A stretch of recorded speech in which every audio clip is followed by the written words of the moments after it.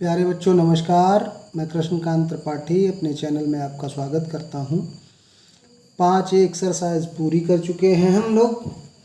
अब 5B exercise शुरू करने से पहले समांतर श्रेणी का व्यापक पद जान लेना बहुत ज़रूरी है। इसको समझ लेना है तो बस अपने आप याद हो जाएगा, रटने की ज़रूरत पड़ेगी नहीं आपको।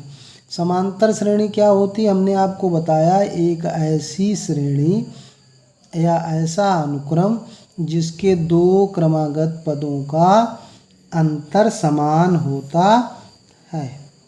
जैसे इसमें देखा तो कितना अंतर है, 3 बढ़ती जा रही है, पद 3 वृद्धि होते जा रहे हैं, तो ऐसी श्रेणी समांतर श्रेणी होती है। अब लेकिन व्यापक रूप में हम क्या मानते हैं, व्यापक रूप में हम मानते हैं कि पहला पद ए होता है और सार्वांतर डी होता है, तो मतलब अगला पद क्या होगा, ए प्लस डी होगा। डी का अंतर रहेगा ना, तो अगला पद क्या होगा, ए प्लस 2D होगा। आगे वाला पूछे तो और एक डी का अंतर होगा, तो यानी कि 3D होगा। इस तरह से ये बनता चला जाएगा। तो पहला पद ए, दूसरा पद डी, तो तीसरा पद 2D, चौथा पद 3D। तो आपने एक ये बात देखी कि पहला पद ए है, दूसरे पद में डी जुड़ा, मतलब जौन सा पद हम निकालते हैं उससे एक कम बार डी रहता है। जैसे दूसरा पद तो 1D, तीसरा पद तो 2D, चौथा पद तो 3D। तो इसी प्रकार अगर किसी समांतर श्रेणी का हम व्यापक पद या एनवा पद लिखें तो क्या होगा, ए प्लस एन, एन से एक कम, मतलब n-1 इंटू डी। बस यही फार्मूला आपको याद रखना है। आया कैसे ये भी मैंने आपको समझा दिया, जो हमेशा याद रहेगा। और हमेशा याद रहेगा, तरीका अच्छा लगा है तो वीडियो को लाइक कर दीजिए। चैनल पे नए हैं तो चैनल को सब्सक्राइब कर लीजिए। तो ये हो गया आपका, कोई भी पद आपको निकालना है तो क्या करना है, उससे एक कम करके और डी लिख दो उसके साथ। फिर कभी कभी सवाल में ये आता है कि अंत से आरवां पद या अंत से एनवां पद। अगर अंत से एनवां पद निकालना हो, एनवां पद, तो जैसे इस श्रेणी का मान लो अंतिम पद यल है, लास्ट में क्या लिखा है, यल लिखा हुआ है, तो एनवां पद लास्ट से, अंत से एनवां पद, वो भी टी नहीं होगा, वो क्या हो जाएगा, अंत से निकालेंगे तो उसमें पहला पद तो इधर से गिना जाएगा तो यल आएगा, और यहाँ प्लस रहता तो उल्टा काम कर रहे हैं तो उल्टा ही होगा, n-1 इंटू डी। ये भी आपको याद रखना है कि अंत से एनवां पद और प्रारंभ से एनवां पद के सूत्र क्या होते हैं। अब अगर इन दोनों को जोड़ दिया जाए, प्रारंभ से एनवें पद का योग और अंत से अनवें पद जो है उनका योग कर दिया जाए तो ये कैंसिल हो जाएगा, ए प्लस एल, मतलब पहला और आखिरी बचेगा बस। ये भी फार्मूला आपको याद रखना है, ये मैंने आपको सब बता दिया है, अब आप याद रखेंगे। अब हम लोग देखेंगे अभ्यास 5B। अभ्यास 5B क्या है, प्रत्येक अनुक्रम के 5 पद लिखिए तथा संगत श्रेणी ज्ञात कीजिए। पहला दिया है a1 बराबर 3, an लिखा है 3an-1 प्लस 2। इसका मतलब समझे आप, a1 का मतलब यानी कि पहला पद, an का मतलब एनवां पद या व्यापक पद। एनवां पद ऐसे निकाला जाता है और पहला पद ऐसे निकाला जाता है। तो पहला पद अगर हमको मालूम है, यहाँ लिखा है कि n greater than 1 or equal, n का मान 1 से बड़ा या 1 के बराबर है, तो 1 रखने से कोई फ़ायदा नहीं क्योंकि 1 तो हमें पता ही है।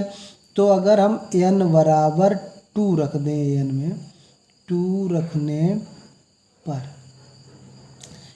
तो यहाँ पे n की जगह 2 रख दिया, आगे 3a फिर 2 रख दो, माइनस n की जगह 2 रखो, 1 घटा दो उसमें से, तो ये क्या हो जाएगा, 3, 2 से 1 गया तो 1 ही बचा, ये बचा। अब a1 का मान तो मालूम है आपको 3 है, तो यानी कि 3a1 की जगह 3 प्लस 2, 3 9 हो गया, प्लस 2 यानी कि 9-2 11 हो गया। ये दूसरा पद आपको पता हो गया। n बराबर 3 तो आपको क्या मिलेगा, A3 मिलेगा यहाँ पे।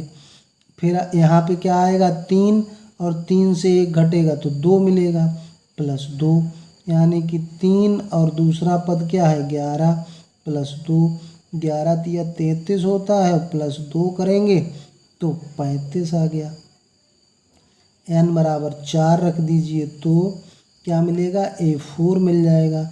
A4 क्या मिलेगा, A3, 3A3 +2, मतलब एक कम करते जाना है, जो सूत्र लिखा हुआ 3 और फिर A3 35 था और +2, 35 तिया 105 होता है, +2 यानी कि 107 ये हो गया। अब हमको एक और अनुपद ज्ञात करने को रह गया 5, तो A5 कितना होगा, A5 लिखेंगे तो 3, यहाँ पे कितना आएगा 5 से 1 कम 4 +2, 3 और 107 +2, 107 या 321 हो गया +2, तो यानी कि 323 हो गया। तो ये हमें 5 पद ज्ञात हो गए।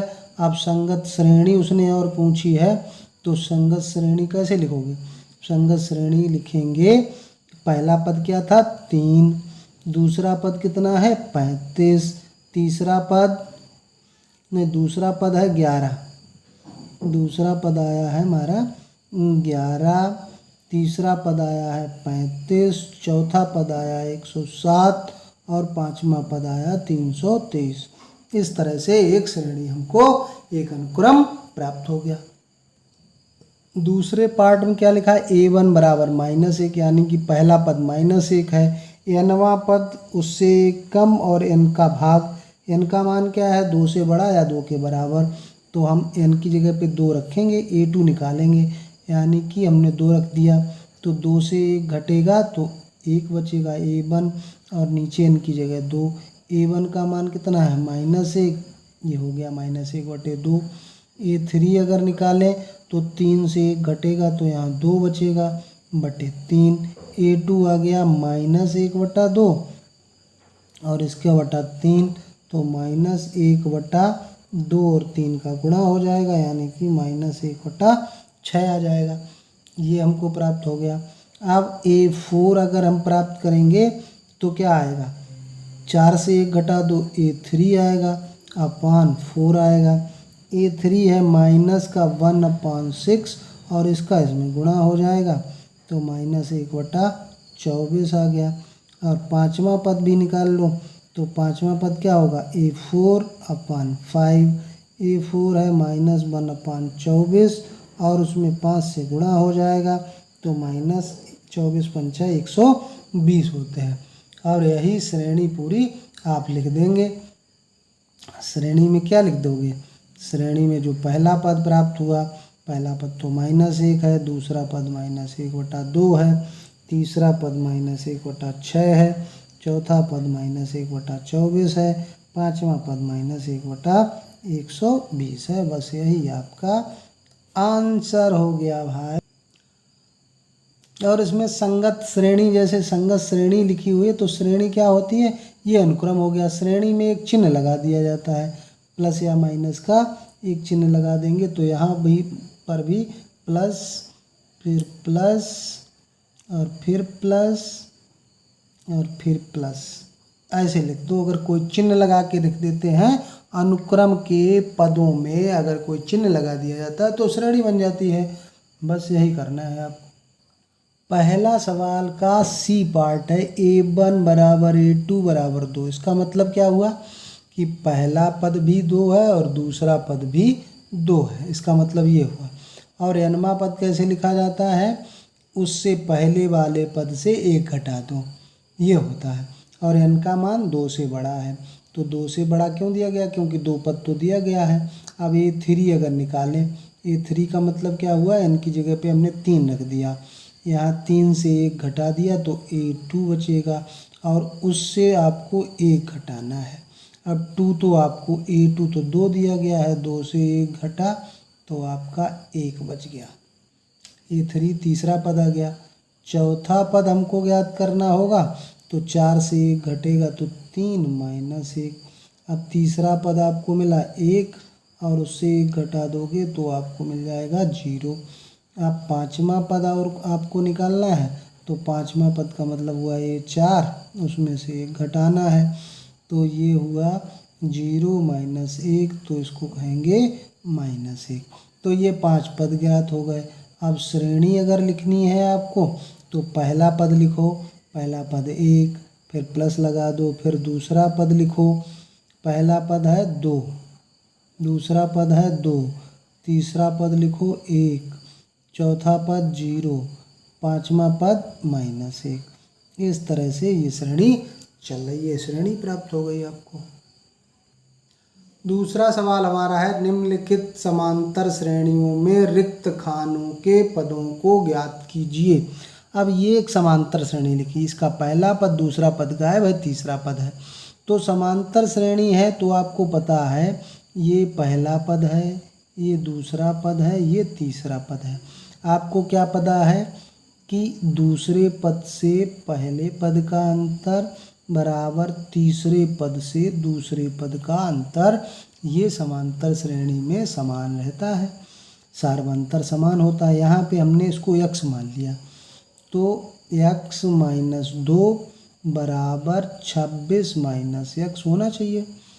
तो x इधर है, ये माइनस का x इधर आया, प्लस हो गया, 26 और माइनस का 2 उधर गया, प्लस हो गया।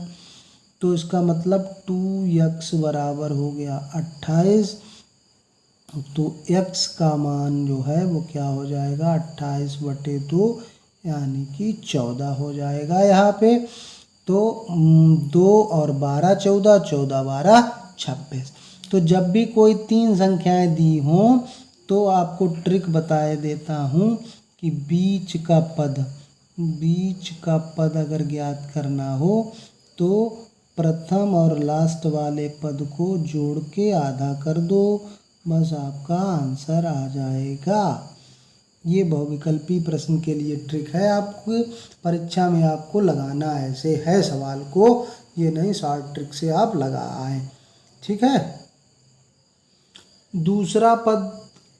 दूसरा सवाल देखते हैं। यहाँ पर भी गायब है, यहाँ पर भी गायब है, 4 पद दिए गए हैं, 1 2 3 4। पहला गायब है, तीसरा गायब है, ये आपका गायब है और इनको ज्ञात करना है। तो इसको फिर हमने मान लिया T1 या A1 मान लो, T2 मान लो, T3 मान लो और T4 मान लो, ये है। तो T2 मतलब दूसरा पद कैसे लिखा जाता है, A + D भाई 2D, दूसरा पद मतलब 2 - 1 × D होगा। ये आपका कितना है, 13। तीसरा पद कितना है आपका, तीसरा पद कैसे लिखोगे, तीसरा पद लिखेंगे A + 3 - 1 × D यानी कि 2D। ये हमको पता नहीं है, लेकिन हमको चौथा पद तो पता है। चौथा पद कैसे लिखेंगे, A + 3D बराबर है ये 3। तो ये 2 समीकरण बन गए, कौन से, ये एक समीकरण इसको मान लो और इसको मान लो। तो क्या करो, समीकरण 2 माइनस समीकरण 1 कर दो। तो A + 3D बराबर 3 है और A + D बराबर है 13। ये आपको समीकरण विलोपन विधि से, प्रतिस्थापन विधि से ये तो सीख ही चुके हैं आप। माइनस माइनस कट गया, घटाने पर ये 2D हो गया, 3 से 13 गया तो माइनस का 10 बचा।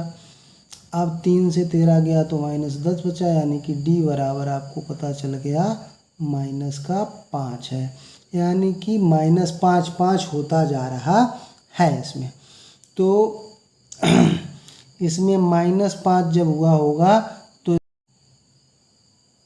-5 ये आ गया, तो यहाँ पे मान रख दो तो A का मान पता चल जाएगा। समीकरण 1 से लिखेंगे, समीकरण 1 से A + D बराबर 13 था, तो A - 5 बराबर 13 हो गया। तो A बराबर कितना हो गया, 13 और माइनस का 5 उधर जाएगा, प्लस का 5 यानी कि 18 हो गया। तो ये पता चल गया कि ये पद हमारा 18 है। और उसमें 5 घटा दिए तो 13, 13 में से 5 घटा दोगे तो 8 बचेगा, और 8 से 5 घटा दोगे तो